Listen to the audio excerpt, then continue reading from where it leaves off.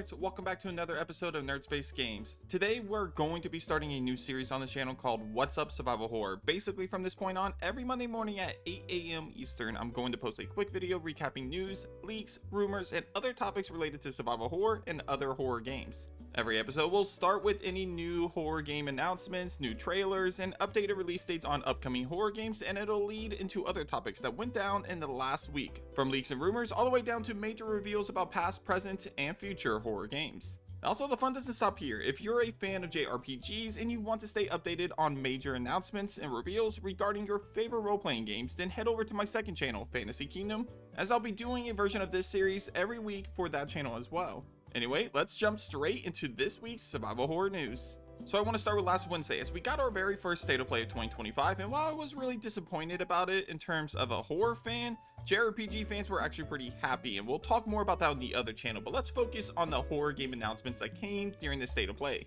Probably the biggest announcement for horror fans was the new Five Nights at Freddy's game, Secret of the Mimic. I'll be completely honest with you guys, I'm not a big FNAF fan. I've just never been a big fan of this series, and while I do appreciate how much love the fans have for this franchise, it's just never been for me. With that being said, I'm intrigued by this game. It actually looks pretty terrifying, and I'm probably going to check it out day one when it releases on PlayStation 5 on June 13th. The Midnight Walk is another horror game that I've had my eyes on for a while, and with every new trailer I see on this game, I get more and more excited about it. This game gives off Tim Burton vibes, and I'm really interested to see how insane this game gets in terms of the monster design. It's not the typical horror game that usually hooks me. In fact, I don't know if it's fair to call it a horror game at all, to be honest. But from what I've seen from this world of Midnight Walk, I'm pretty hooked, and I'll also be getting this day one when it releases on May 5th. The last major horror game that I want to highlight from the showcase is Directive 8020. While there wasn't really anything about this trailer that added anything that we haven't already seen from this game, we did get a release date for it, and I'll be honest, I'm kind of mixed on this game, mainly because I've yet to be impressed with any of the Dark Pictures Anthology games. However, Directive 8020 has a lot going for it that other games of the series didn't have. I love the sci-fi horror approach to this entry, and I love that Supermassive seems to be exploring new gameplay mechanics with this entry. Plus, I'm a major fan of John Carpenter's The Thing, and this game was clearly inspired by that movie. Anyway, Directive 8020 releases just in time for Halloween on October 2nd. Then earlier this week, we also had a brand new survival horror game inspired by classic horror games from the PlayStation era. Combining the body horror of Silent Hill, the setting and atmosphere of the first Resident Evil game, and the gameplay mechanics seen in Signalis, Liminal Point looks like it could be the next big indie survival horror game, and everybody's talking about it right now. Unfortunately, we'll have to wait a while for this game, as the release window is currently set for 2026, but man, if this game is anything like Signalis, then count me in for a day one buy. Moving over to System Shock 2 Enhanced Edition, we actually got a few updates for this game, starting with the fact that the game is no longer called System Shock 2 Enhanced Edition. The new title of Night Dive's remaster of this sci-fi horror masterpiece is System Shock 2 25th Anniversary Remaster.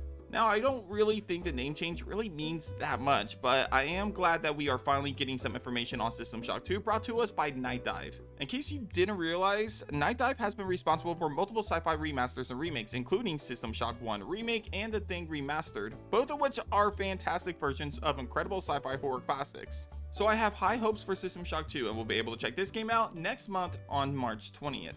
Anyways, on another note, I wanted to talk about the rumors and leaks surrounding Death Golem, Resident Evil 9, and other projects rumored to be in development. Now, I'll be honest with you guys, I'm 50-50 on believing anything Death Golem says at this point, and until I see him getting more things right, I'm taking everything he says with a massive grain of salt, as should you. Still, he's about all we have right now in terms of updates on the Resident Evil franchise, considering that Capcom themselves have been radio silent since the release of Separate Ways. With another no-show as Sony's State of Play, fans are beginning to wonder if we will see anything Resident Evil related before the year is up, and I'm here to kind of chime in on my own personal opinions about all of this. First off, I do think we will see something related to Resident Evil this year. However, I don't think Resident Evil 9 releases in 2025. I think at this point, Resident Evil 9 is not coming until 2026. Trust me, I hope I'm wrong about this, but from seeing how everything is lining up at this point, I just can't see Capcom starting the marketing this late for Resident Evil 9 and still plan on releasing it in 2025. Plus, I feel like Capcom has had great success with releasing Resident Evil games at the start of the year, so I'm thinking that it makes more sense for Capcom to announce Resident Evil 9 at Summer Game Fest or a PlayStation Showcase this summer, which is rumored,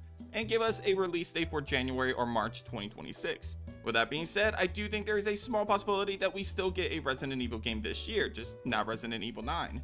One of the other projects rumored by not only Descalon but other sources are claiming that Resident Evil 0 Remake is currently in development and that it's potentially going to be on the Switch 2 as a launch title. If that's the case, then I wouldn't put it past Nintendo and Capcom to collaborate on the reveal of Resident Evil 0 Remake at the Switch 2 event on April 2nd of this year.